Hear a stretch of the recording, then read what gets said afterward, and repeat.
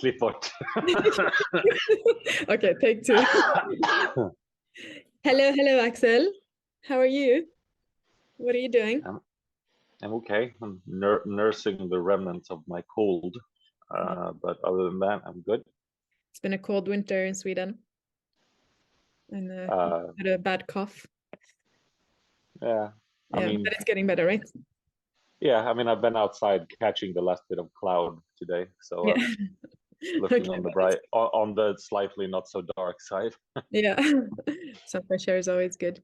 All right, but it looks like you're in a nice library, but you're actually at home, right? Yes, my personal home library. Okay, yeah.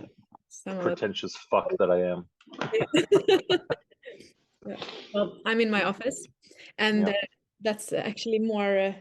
Or actually, both of our places are appropriate situation or places to start the conversation, because we're going to be talking about our PhD experience. Is the idea, right?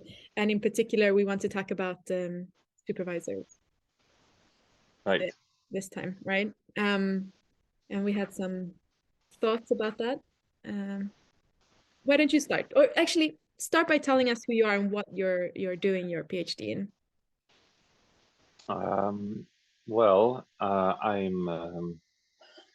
I suppose I call myself a phonetician and a cognitive scientist now. My background started in psychology and then a master's in cognitive science, which you're intimately aware of. That's where we met. Yes, my PhD is officially in speech communication. The topic, as it were, of the research itself is evolution of speech capacities. I do a lot of comparative acoustics and I suppose comparative phonetics, and look at the speech capacities in other species, especially great apes. I've published a little bit about chimpanzees and have a lot more in the pipeline about chimpanzees and orangutans specifically.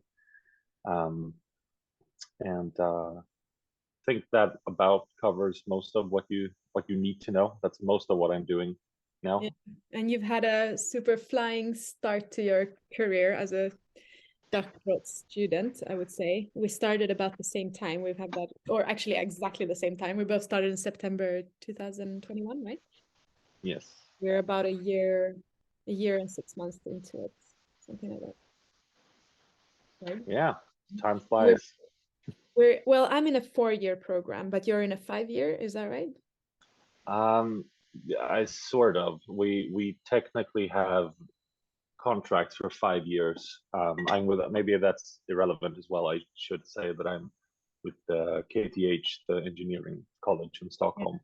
Yeah. I was just going to say that we are different universities as well. Yes, and our technically the PhDs are 4 years, but they tack on an extra year, which is officially meant for things like department duties, so things like teaching or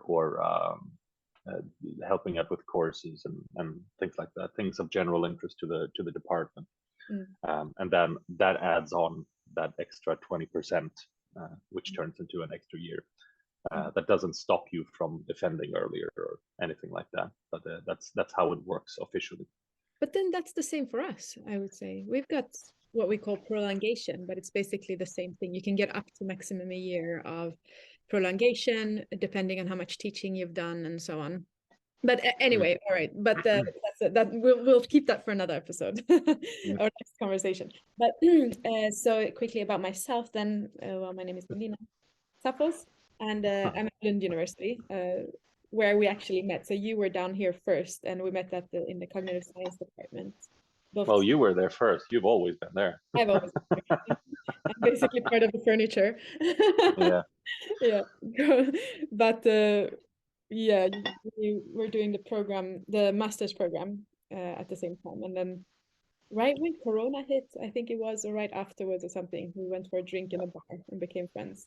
But yeah, that's pretty much the short of it. Yeah, that's exactly how it happened, right? Yeah. No, I think we probably had We never had any group assignments or anything together, right? Not really. We did. We had the animal cognition course together, where Oh, the we did a course. group assignment. Did we? And we did a group assignment together about aesthetics. Oh, yes, of course. Yeah. Of course we did. Yes, that was fun. That was a pretty good. I mean, it was, yeah. But you're right. I forgot about that. But But you're a philosopher, that's right. So originally and I abandoned. subsequently. Yeah, I returned back to my origins, Mm. theoretical philosophy. So I was doing my bachelor's and my master's in theoretical philosophy, and then I ventured out in the big world, did some linguistics and cognitive science, and ended up back in philosophy again. But my research is mostly about epistemology and what we can know, what is knowledge, can we have knowledge at all, these kind of big philosophical questions about epistemology and knowledge. But I'm also focusing on, like, my main focus on research is conspiracy theories. So that's what I'm researching for my project. Mm. I think that's enough. I don't need to talk anymore about myself. But I'm really super excited about talking about my supervisor. Yeah, Should we stop talking about that? it usually is a good time. Yeah, party time. So it's a recurring topic. Yeah, true. That is. Yeah, I have the fortune to have a supervisor who likes to be active and speaking his mind and publishing a lot of things in not only academically but also in media. So, but besides from that point, so that's why we do talk about him quite a bit. And you also know him very well, and you've even published with him. Yeah. So you know. Yes, and I mean, aside from the fact that we both know him, he is also quite a character. If you Yes. want to be totally, so it comes up quite a lot. Yeah. Yeah, that's right. But we're gonna try to talk a bit more about our experience as PhD students with supervisors, right? So maybe it's because I think we can go on this whole episode just talking about my supervisor as he is. But I think we should talk about our experiences with supervisors and how we thought about the supervising, or who our supervisors would be before we even started as PhDs. Right. And because both of us have different experiences in that, and how we got our supervisors. Like, I got more or less to choose, even though I was recommended one, but I got to choose who my supervisors would be. But you have a different experience in that.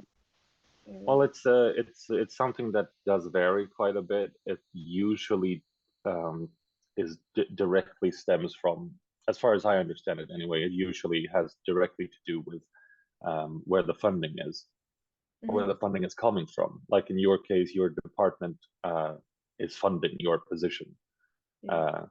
As I recall, and that's why you have somewhat more like liberty. The department says we have this position and we're looking for a qualified person to take this position, and then part of the perks, as it were, of having the position involves that you talk to whoever you think is the most suitable supervisor for the kind of thing that you want to do. And in your case, being more sort of epistemology or knowledge related, then you talk to the senior staff that does more of that. My case is a bit unique in general, but it looks on the outside more like the other kind, where a position is tied to a project. A lot of times, though it does vary quite a bit, you will find positions that are directly tied to certain projects. Like you'll have your doctoral position will involve working on this topic, like the topic is sort of set beforehand and they're looking for someone to do this work, in which case it's sort of more set in stone what part what team you're part of, and who or what person or persons are going to be your principal supervisor. The light went out in the in the office there, because I guess you're alone. Yes, nobody was moving, and I've got these sensors, but I was still listening. I could still hear you. Yeah, so that's interesting that the funding kind of determines. I think for probably a lot of the other sciences, so maybe not in humanities, but physics department and other departments where they work in teams, I think they would recognize more your experience. Would you agree with that? It's partly that. There is I would say the departments that rely more on external fundings. I think that's the sort of thing that actually because I know like psychology departments have both, for instance, and they have quite a lot of both. They will have department positions, but they'll also have, depending on who actually has the funding to put out their own position. So it's very common in things like neuroscience that they want, like, we have a position for this kind of candidate, and then that's a separate kind of thing. I see. Okay. So a question about, because I had some idea or a thought about how they go about choosing the candidates, right? Because it would still be, even if it's funded or if the funding is coming from the department itself, there will still need to be someone on a board picking your project proposal. And yeah. so do you see any interest there of having established a relationship with someone at the department that would perhaps guide your application or your research proposal to be framed sort of to something that would interest the department and perhaps someone who's working there, you know? Or I mean, yeah. Yeah. I know what you're. I mean, first of all, you said like your project proposal. I don't think all PhDs require a project proposal. Mine didn't. Oh, I know that yours did because I remember that I read it. It helped me with it. I mean, yeah, improvements. And I think that's also something that varies a little bit. Like I had to do some sort of a work, like some sort of a test of something, but they said like design an experiment around this or something, and that was my equivalent to that. But you also had interviews, right? Yes, I had 2 rounds of interviews or something. I think. But that sort of process, like what documents you're supposed to send in, apparently seems to matter.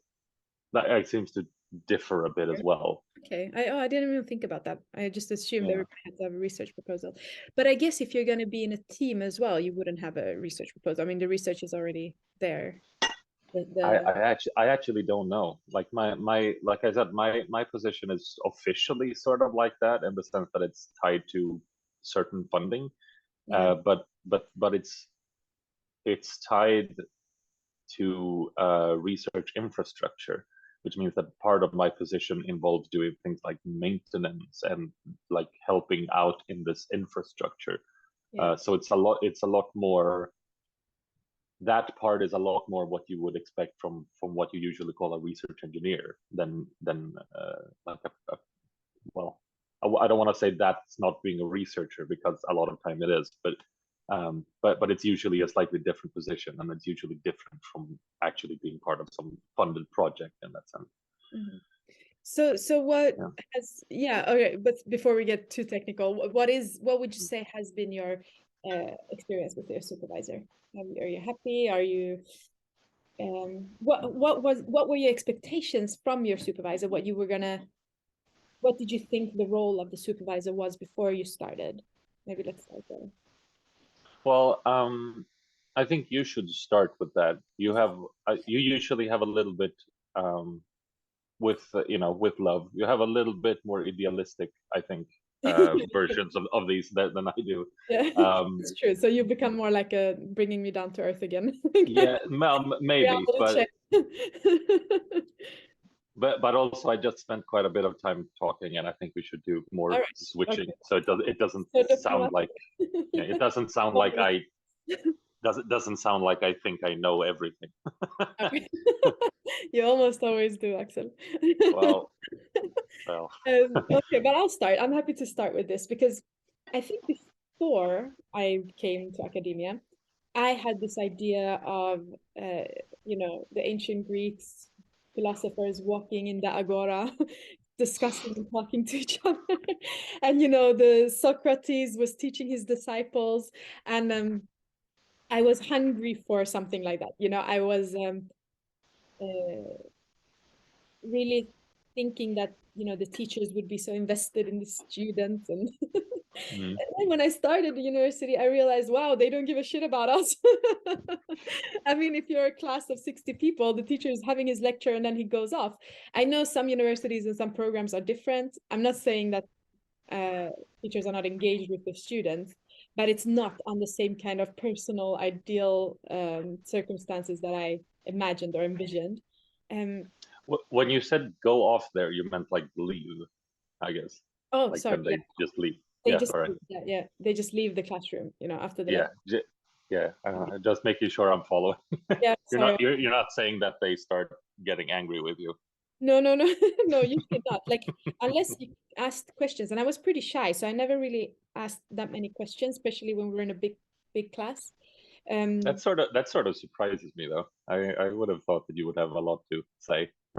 I did in the beginning, and then I noticed that students were getting really annoyed with me.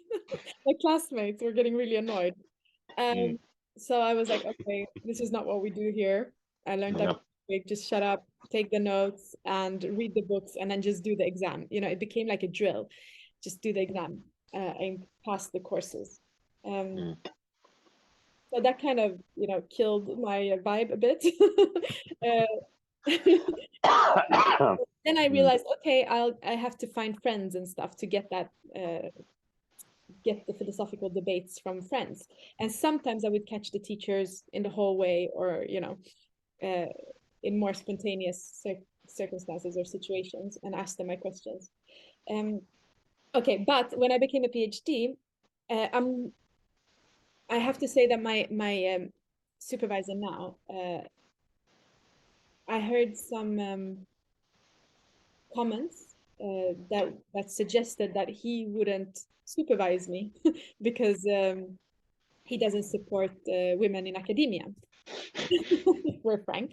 So I didn't really know what to expect from that, because all my experiences with him was the opposite. So I really enjoyed talking to him. He always had so much patience and time. I did my bachelor's. He was my supervisor for my bachelor's as well. mm, Um, and that's why it was surprising for me, because I never got that impression from him at all. Um, and I was happily surprised when I started, because he put me right on track. Like, he gave me really great advice. And of course, I had to weigh, like, when do I take his advice and when do I follow my own way. But I early on made a decision that he is so much more experienced than me. And I'm here, I just want to absorb his knowledge, you know, and learn from him before I can even start to think that I can stand on my own legs and do my own independent thing, you know, because I don't want to pretend like I know before I actually know anything. And so I saw him as an opportunity to learn from. And I think that has served me really, really well, because he's been an excellent role model in more things than just the specific knowledge that he has in philosophy, which he is extremely knowledgeable in and experienced, but in the whole publishing and just understanding how the work is done. And I don't have a bad thing really to say about my experience. He's met every expectation and more. mm, He has actually fulfilled my ideal that I had before I started academia. So I've regained my my uh, ideal vision of what it's supposed to be like. I feel like I'm living in it right now. So I've been mm. lucky in that sense. Yeah. Yeah, I mean, I would say that like out of everything, like because we both know who you're talking about, and we both Yeah, know him of quite course. well. Yeah. Um, he in particular, more than anything else, he is extremely consistent. Yes. Reliable. Um, yeah, and that at least to yeah, and that's something that I think we should get into a little bit, as depending on like who you are as a sort of candidate. Yeah. Um, that is one of the most valuable traits. That's Um, yes. well, because it becomes very easy to kind of plan and to kind of understand, okay, these are the kind of things I should bring or Yes. bring up. Yes. Yes. Um, And consistency is rarely a bad thing, but it's not a super common Mm. trait in my experience. I think academics can actually be a little bit sort of wavy Yeah, in that sense. yeah, because it's just Yeah, about being really smart, right? It's not just about being really smart or talented. You have to have the consistency too, especially as a supervisor, as a, some kind of, I mean, he has responsibility really over a PhD student in a yeah, sense, yeah, to shape that person's future career. And I feel like Erik, the name of my supervisor, yeah. uh, I feel like he's really done that. He's taken me under his wings, to guide me Mm. through this and then pass down. I feel like sort of, the next generation that he's passing down his wisdom. Yeah, and you're right. Consistency is a very it's required to be able to do that. If you think about a karate kid or something, I mean, it's they're meeting all the time to give lessons and to learn also from seeing them, from seeing Eric working and doing his thing. I learn a lot, and if he's not here or if I don't have access to him, it's I wouldn't have that same experience. Mm. Yeah. There we go, the Yeah. poor thing. But Yeah. so I feel, and also another thing that I want to say, perhaps this depends a lot on the PhD student, because some other, I think, for example, you are much more independent than I am, in a way. I mean, it is an essential part of being a researcher to be independent and to be able to do your work independently. Uh, but I think if I was, for example, in your situation or in some other of my friends here, their situation, it would require much more work from me to try to even understand what's going on in some situations. Because I have such a good supervisor right now, I don't need to spend time on trying to figure it out on my own, uh, or everything on my own. Some things, of course, but not everything.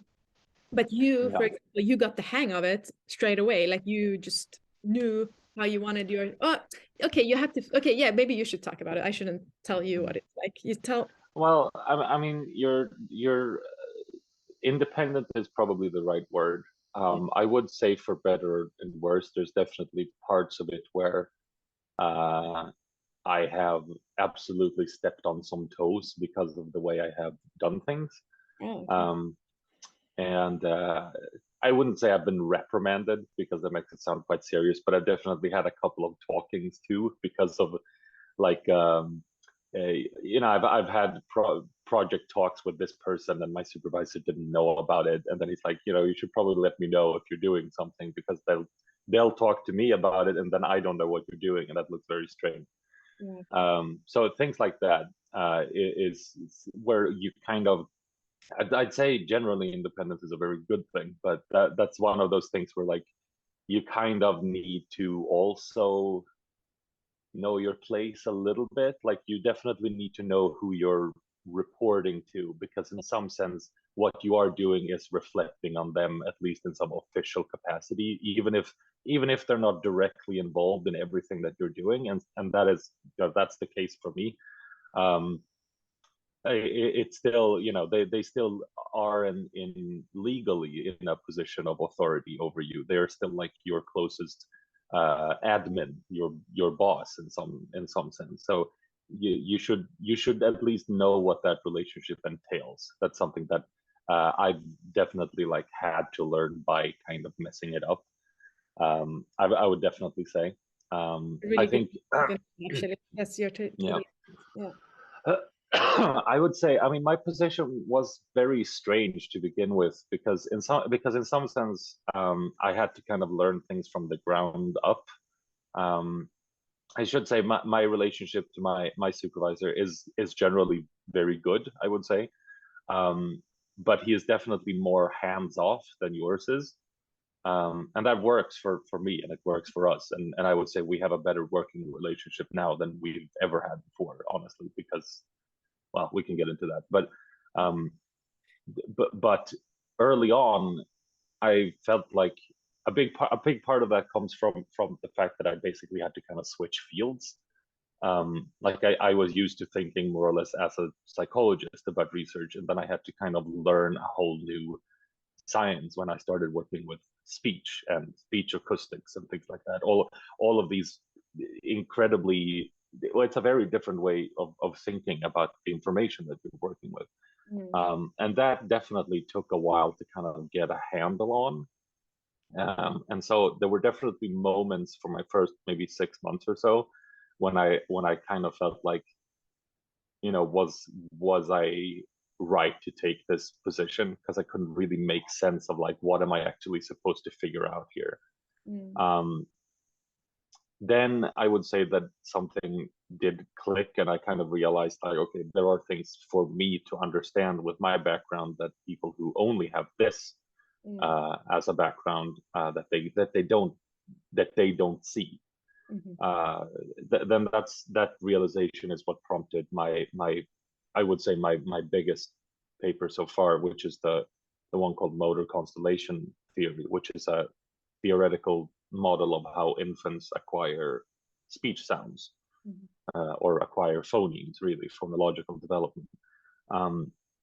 And that came about because I realized that there's this thing in phonetics that people describe how babies learn to speak, but they don't really describe how it happens. And then I go, okay, well, what is happening has to have to do with neuroscience. There's a deeper psychological thing here that isn't very well sketched out. And that's what I started writing about. And I realized that I had that sort of background to kind of back that up. Now, my supervisor wasn't really involved in that. He definitely gave me some advice and gave me some readings and things like that, but I definitely had to learn a lot of those basics kind of by being in the deep end and just sort of exposing myself to it. And I think that like offset against your like your first year and my first year kind of contrasts fairly well, in the sense of,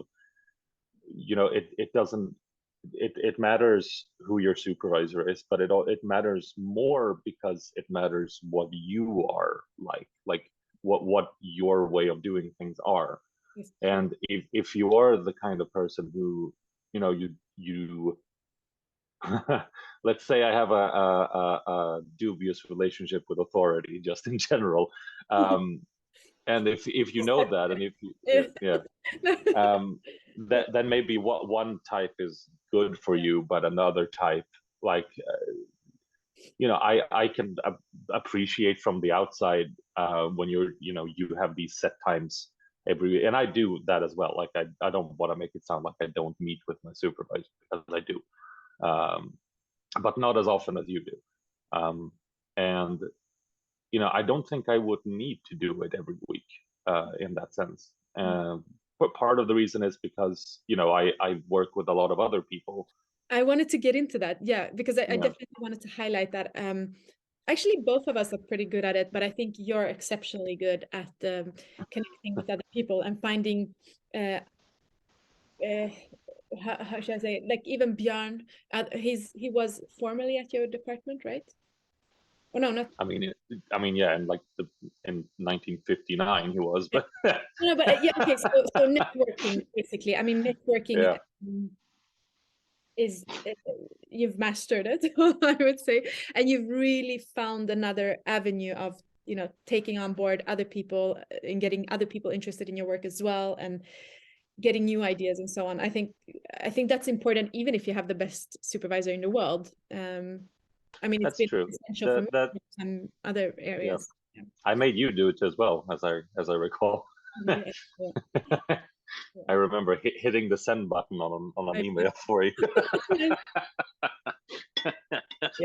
So I think that's a really good thing to keep in mind for everyone. Yeah, that's a good lesson, to not just expect everything from your supervisor. And that's also true, yeah. Put more responsibility on yourself. If your supervisor, let's say, I've heard actually people complain about their supervisors, PhD students who are not as happy with their supervisors' involvement in their projects. And in that case, you can always reach out to other academics. There's always people in your field. I think that's a good advice to keep in mind. Would you agree? Yeah, it's I think a big reason, like you are kind of right. Like it must look like I'm a genius at networking, and it's kind of strange because I never wanted to be. Like I'm not a particularly social person. Like my favorite person is my cat, basically, and I'm fairly introverted, and just like looking at what I'm like, you wouldn't really think it, but so somehow along the way I became very good at writing the sort of like, hey, this is what I'm doing. I know that you've been doing this for a long time and I'm interested in this. Do you have a time to talk with me sometime? That sort of thing. And it turns out that sort of thing does pay off once you figure it out. Yeah. And the one thing that I want to sort of get through there is that I think a lot of people in our position seem to be afraid of doing that. They seem to have this idea that I would be wasting his or her time. Why would they want to talk to me? And it's like, yeah, I mean, there are people who won't respond to your emails, but that's usually the worst thing that happens.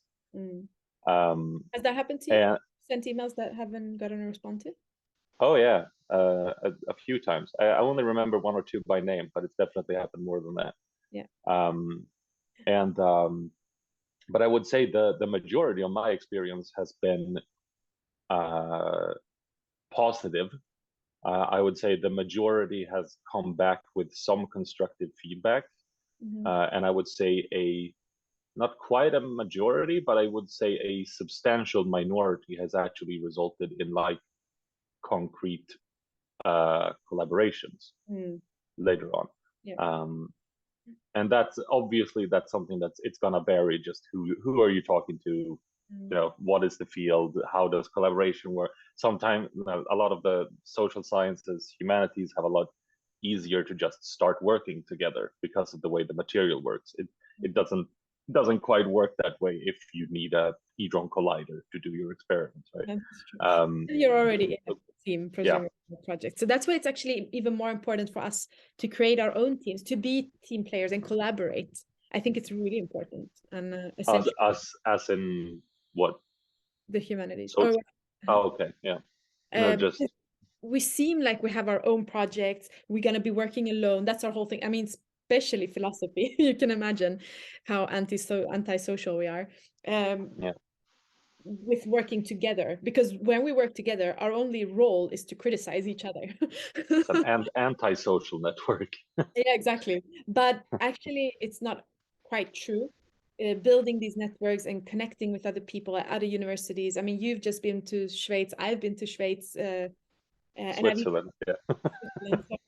I say Switzerland when I'm supposed to say Schweiz, and when I say Schweiz, I say Switzerland. Anyway, the country where Toblerone comes from. With the beautiful mountains, yeah. The milk chocolate mountains and the cheese one, yeah. Exactly. So that is, also for our learning experience, I think, to learn from other institutions or other places and other people, because as good as my supervisor, for example, is, he gives me his perspective and all of his knowledge, but there is also other things to learn, right? And there's a whole world of academics that are really interesting and exciting, doing exciting projects. And I think keeping that open-mindedness is really important, and a curiosity for what others are involved with and doing. So even if, like, for example, like you said, you've had people that haven't responded, right? That's the worst case scenario. But testing the waters can still teach you a lot. So you've had contacts with people the same as I have. I think we have the same experience with this. You have contact with people, and it does not always result in a project, but you've had some contact and some other ideas that grow into something else. And sometimes it becomes collaborations. So if you don't test the waters, you won't get those few gold nuggets either. Yeah, and it's if you need another kind of reason to think about that sort of personal outreach, at some point the PhD will be done. And Yeah, if you want to keep that's doing true. that sort of work, then it really helps if you have people who know who you are Yeah. outside the lab you're in, Mm. because you'll be looking for other sort of opportunities in other places. Yeah. That's certainly what I'm thinking, and that sort of the network that I have now is really kind of helping me constrain that search. Like I know that, okay, well, I have people here and I have people here who Mm. would sort of put in a good word for me, or who Yes. would agree to host me without any problems, that sort of thing. Yeah. And And that's definitely something to keep in mind as well. exactly. Yeah, I think a lot of people don't think about that until it's time. But we're sort of quite early already thinking about those things. So I love that we had this conversation about it to make it concrete as well, how Yeah. our thinking process is a year and a half into it. Okay, I think, Yeah. do you have anything else that you wanted to say about supervising and supervisors? Maybe about, Yes. yeah, what do you think? Do you have any talking points left? I think we've touched on it. I think what could be the worst thing that could happen? Sort of what kind of, Oh, okay, yeah. There's absolutely something, but it's not something that I think you and I can give super concrete advice on. But it is something that we should touch on, Mhm. because you and I have both, I would say, for quite variable reasons, uh, are have had and are having a pretty positive experience just overall, Yeah. and like that's not universally the case. If you do go online, if you go to Quora or Reddit, maybe, you will find people in the like PhDs forums who do tell stories about, like, oh, my lab head or my supervisor takes credit for my work, or Yes. my Yeah. they're putting their names on my papers, or things like that. Yeah. um There's nightmare and stories, really. Yeah. yeah, and I don't really know how you and I can address it, because that's like, Mm. I know that you and I haven't had that experience, at least not like from the top. You have a bit of a kind of scooping situation going on, I think it's fair to say, where your ideas have popped up somewhere else, From but it's not from your supervisor, my at least. So supervisor. yeah, Yeah. I see that's the, I mean, that's the lucky thing, because when things like that come up, I run to my supervisor and say, what do I do in this situation? yeah, But if you don't yeah. do that, um, yeah, I don't know what, mm, that's a tricky one. What to do then? Yeah, I it's suppose. it is the kind of thing where I think, from someone who hasn't had that experience, I think my sort of gut reaction is like, make sure that you know ahead of time what is okay, like Yeah. what is actually acceptable, and also what at what point do you know to talk to someone else, like someone outside the lab where that's happening. There are definitely research institutions that have, and I generally don't like this to use this word, I think it's being overused, but that have toxic, climates, working conditions, for a variety of reasons, and you should be, uh, you should know enough about it that you don't get swallowed up in it, that it doesn't, cost you Yeah. too much if you are unlucky Mm. enough to end up in that sort of situation. Mm. I think it's fair to say. Yeah. Very wise. Very true. Yeah, but it's either case, it's the PhD period, there's a lot to navigate. There's a lot of things that pop up. So supervisors are one thing. I think also how to navigate um, the advice you get from your supervisor. Like you said, you at some point didn't consult him enough, but then maybe when he does give you advice, like maybe he would advise you to not go to this course or go to this course or do things this way or that way. So my supervisor gave me the advice to start to publish rather than taking a lot Yeah, of courses. And do you that's follow interesting, because I got the opposite advice. you? I Wow. didn't really take that advice, No, but I you did didn't. get it. So this is really, so this is actually exactly what I was getting to. So I mean, Yeah. what, oh goodness, sorry. Goodness, she swears like a minister. Praise the Lord. Okay, so this is just exactly my point, that when do you take the advice and when don't you? When do you follow your own heart or what you think you know best? Because like I said, like I treat my supervisor as a guru, so I just do what he tells me. I'm like, he knows what's best, and no, okay, it's not quite like that, but I do put a lot of trust in his advice. And my attitude is always I wouldn't say that you just take it for granted though. I definitely remember times when you've been annoyed with comments that he's given you or something. So I think you should pay yourself more credit than that. That's true. And I call you. I'm like, I say, So actually it's important to have friends and stuff like that too, to be able to put things in perspective. But I think that's this is a slight sidetrack, but I was thinking about it in terms of publications. So when you get feedback, I don't know how you feel, but like when the reviewers submit something to you that criticizes your work, it is difficult to be like, you have to like kind of sleep on it and then be like, okay, I have to put the research first. So maybe it will actually make the research better if I listen to this criticism, right? Even if I strongly feel like it should be this way, you should take a moment and be like, okay, what is the right thing here, right? Yeah, I mean, I guess so. I don't. I've never had a situation where a reviewer suggested big changes and were right. At least that's my take. Okay. So maybe oh, actually, no, that's not true. At one point, someone pointed out a massive problem in the there you go. in the description of the data. So that was actually good because he was right, and that would have meant very different things. No, so that is correct. It does happen.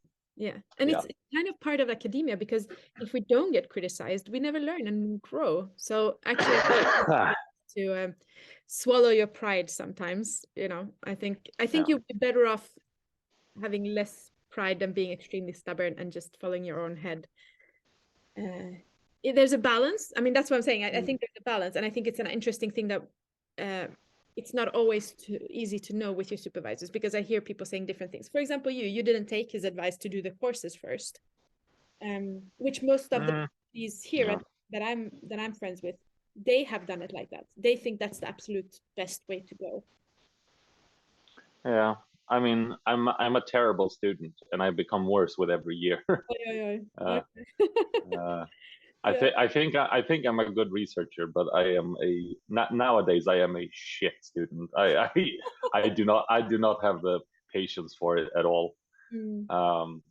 I just want to like plow through the assignments as quickly as possible to just get the course credits and get out, because I have to. If I didn't have to, I wouldn't do it. I mean, I'm gonna 100%. Hot take. Yes. But no, the thing is, I'm struggling.